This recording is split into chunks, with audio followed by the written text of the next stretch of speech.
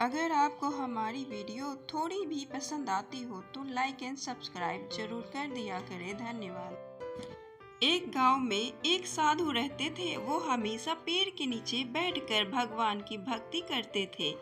इसे अपनी भक्ति पर पूर्ण श्रद्धा था। वो भगवान पर पूरा विश्वास रखते थे। एक दिन गांव में बहुत बारिश होने लगी। गांव की सारी नदी नालों में पानी का बहाव। गांव के सारे लोग अपना सामान लेकर दूसरे गांव में बसने लगे। गांव के लोगों ने कहा, साधुओं से भी कहा कि महाराज आप भी हमारे साथ गांव में बने रहे, यहाँ पर आस्था से भारी है। साधु ने कहा कि भगवान मुझ पर पूरा भरोसा करते हैं और मेरे भगवान बचाव के लिए जरूर आएंगे। साधु ने ऐसा बोलकर गांव वालों के साथ दूसरे गांव में जाने के लिए मना कर दिया। सभी गांव वाले चले गए। कुछ देर बाद बारिश बहुत ज्यादा होने लगी और पानी साधुओं के गर्दन तक आ गया। उसी समय एक गाड़ी वाला आया, वहां से गुजर रहा था और उसने इस साधु को देखा और साधु से कहा था कि आप मेरे साथ मिलकर आपको इस गांव से बाहर ले जाते हैं। साधु ने कहा कि आप मेरे पास भगवान से मिलने के लिए जरूर आए।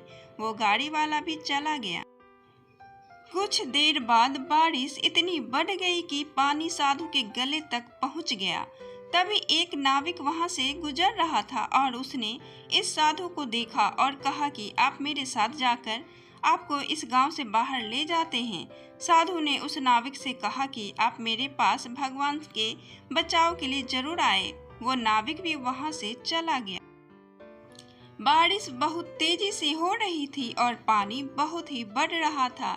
इसीलिए साधु अब उस पेड़ के ऊपर बैठे और भगवान की भक्ति करने लगे। कुछ देर बाद वहां से डिवाइस फ्रेंड्स एयरलाइंस हेलीकॉप्टर लेकर गुजर रहे थे और उन्होंने इस साधु को देखा। उन्होंने साधुओं से कहा कि हमारे साथ जुड़े, हम आपको बचाते हैं। इस बार भी साधु ने यही कहा कि आप मेरे लिए, मेरे भगवान के बचाव के लिए जरूर आए। बहुत सारी डॉक्यूमेंट्स पर भी साधु महाराज अपने अपवित्रता और वो सन्यासी आरक्षण से भी निकल गए थे। अंतिम समय में पानी बढ़ने से साधु महाराज डूब गए और उनकी मृत्यु हो गई। मृत्यु के बाद वो साधु भगवान के पास गए और भगवान से पूछा, मैंने मेरी सारी आत्मा तेरी भक्ति की ओर, तेरा पूरा विश्वास, फिर भी तू मुझ पर भरोसा क्यों नहीं करने आया? भगवान ने कहा कि क्या कहा था कि मैं तुम्हारे लिए असुरक्षित नहीं आया था। याद करो, वो गांव वाले लोग, वो तुम गाड़ी वाला, वो नाविक, वो आरक्षण, वो सभी कौन थे? वो सभी मुझे भेजे गए दूत ही तो थे, पर सही अवसर की पहचान नहीं कर पाए और उसी वजह से तुम्हारी मृत्यु बंधन में बंध गए। हमें उम्मीद है कि आपको ये कहानी भगवान पे भरोसा अच्छी लगी होगी। अगर अच्छे लगे हो तो अपने दोस्तों के साथ भी शेयर करें और कमेंट में ज़रूर बताएं कि कैसी लगी आपको ये कहानी।